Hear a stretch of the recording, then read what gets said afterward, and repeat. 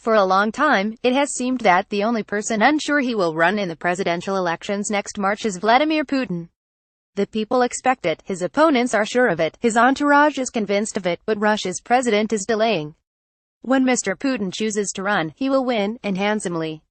The president remains popular with his base and possesses a well-oiled political machine that, as dependable as the rotation of the sun and the movements of the tide, will deliver a result between 60% and 70% in his favor. But behind the scenes, things are less predictable. From interviews with academics, government and near-government players, some anonymous, The Independent can reveal a picture of intense uncertainty at the heart of power. It is a picture that shows the president's grip on the Kremlin to be as strong as ever, but only because it needs to be. Vladimir Putin is, sources say, tired. And he is reluctant to engage in a major national election, again.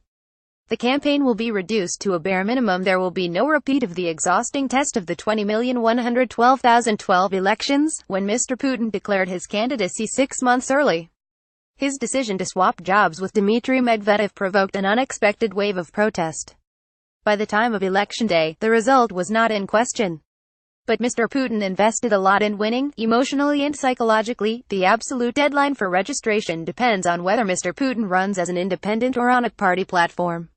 But most expect a declaration no earlier than mid-December. A short campaign brings with it other benefits. It will offer a sense of drama to what otherwise promises to be a sterile contest. Likewise, opponents will also have the shortest time possible in which to challenge him.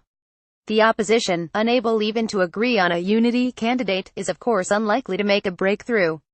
The controversial candidacy of TV personality Ksenia Sobchak has split the anti-Kremlin vote. Whether she will be allowed to participate is still, sources say, under discussion. The technocratic head of Putin's administration, Sergei Kiriyenko, believes her presence would add sparkle. Others are less convinced. Nemtsov and Navalny opposition parties join forces against Putin in Russia. Authorities will also almost certainly bar leading Kremlin critic Alexei Navalny from registering his candidacy.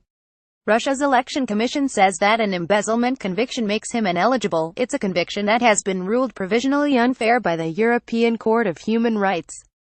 Mr. Navalny has surprised the Kremlin with his persistence this year. From declaring presidential ambitions in December, he has consistently outflanked the government. His YouTube expose of Prime Minister Dmitry Medvedev's alleged corruption, which Mr. Medvedev denies, was read by tens of millions. His call to the streets in March saw the largest protests Russia has seen since 2012. Mr. Navalny has captured the language of a new, young protest demographic. The Kremlin, to some extent, is still playing catch-up. Mr. Putin's people believe the battle for Mr. Navalny's youth will be won not on the streets, but on screens. There will be no repeat of Nashi-style pro-Kremlin mass youth movements of the past. Instead, insiders report a beefed-up internet department inside the presidential administration. There are expanded news-making desks thinking up why digital narratives, like Mr. Putin's demonstrative visit to Russia's search engine giant Yandex. Other desks concentrate on using bots, trolls and other creatures of the Russian digital space to form a new, positive youth agenda. The aim is clear and unambiguous. Mr. Putin offers opportunity. He continues to be the future. Squaring the digital narrative with the analog reality of an aging leader is where things get difficult. The recession may be over, but most Russians have experienced 4 years of declining real terms income. There has been a fundamental shift in public mood that, according to polls, favors change over stability. The Kremlin has not been able to agree on a serious program of reform in response, says Valery Solovey, a professor of the Moscow State Institute for International Relations. Indeed, the election offer has already been scaled back.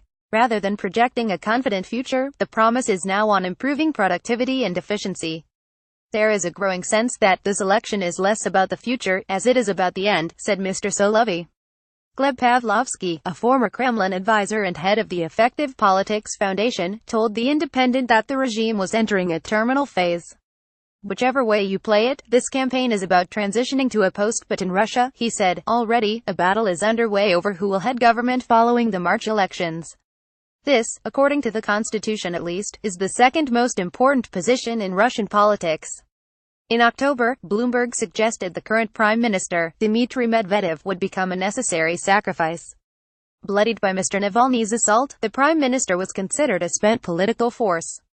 Names such as the Moscow mayor Sergei Sobyanin, head of the central bank Elvira Nabiulina, and industry minister Denis Manturov were mentioned as possible replacements.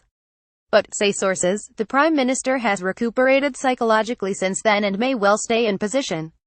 The dismissal of Medvedev would need to be seen as a strong move, says political commentator Konstantin Ghazi. At the moment, it would not resolve much. One high-level source told The Independent that Putin was likely to stay with what he knew best. The president was a conservative man when it came to appointments, and would try not to change things if he doesn't have to.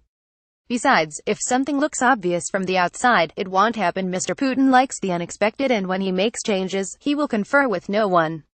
The sense of a man out on his own, trusting no one, was repeated several times in interviews. Mr. Putin has not made his intentions clear even to his closest colleagues, said Mr. Pavlovsky. He's a tragic character, someone who is forced to organize his own special operation. Mr. Putin's inner circle, not so much a cabinet but a Tsarist court, is notoriously protective of their men. It does not want to let him go. They need Putin much more than he needs them, says Mr. Pavlovsky. The first day they are left without him, the questions will begin. Where's the money come from, and who are they exactly? Guarantees about what will happen come March have not been forthcoming from the president, says Mr. Ghazi. This has created enormous tensions at the heart of government. He says even if Putin manages to delay announcing until December, you will see the beginning of a huge turf war, with compromising material being flung between various parts of the government. It's already beginning, in fact. Theresa May, I have a simple message for Russia: we know what you are doing, and you will not succeed. Three separate sources told The Independent that Mr. Putin apparently considered leaving the presidency in autumn last year. He instructed his administration to draw up possible scenarios for his exit. One of the ideas was a snap presidential election in December. Other possibilities included constitutional reform, from instituting a new vice-presidential position to transferring executive power to a more collegiate body, akin to the Soviet Politburo. The plan was to steal a march on the expected hardline Russia policy that a Clinton presidency would have brought with it. Donald Trump's unexpected victory changed the calculus somewhat, but more fundamentally, there was no obvious person to hand the baton to. One figure touted at the time was Alexei Dyamin, a career officer and currently governor of Tula Oblast. His main credentials for the job, one source said, were that Putin trusts him. Others suggested Mr. Dyamin was being used to sow unrest among the Tsar's out-of-control boyars. Dyamin isn't from the inner circle, so his very appearance is frightening to them, said Mr. Pavlovsky. The competing groups are unlikely to agree on a successor. Vladimir Putin has carved out a unique role over nearly 2 decades, and sits at the top of a balanced, highly personalized system. His exit, when it comes, will be profound. There can be no second Putin. When the man goes, the system goes, says Mr. Solovey. All the informal communications, the glue that holds things together, that will go too. The appointment of inexperienced technocrats to governor positions nationwide could exacerbate the pressures. He says there's no money, so there may come a point where you can't resolve local problems, then the strikes start, then Moscow gets involved. Protest, mass actions, you can't predict any of this. A majority of the interviewees suggested that Russia was on the verge of a major political crisis, the system has exhausted itself, and was teetering at the edge of an era. The last time I felt like this was at the end of the Soviet Union, says Mr. Solovey. And, worryingly, people who were around at the time are telling me they feel exactly the same. More about Vladimir Putin Russia presidency reuse content.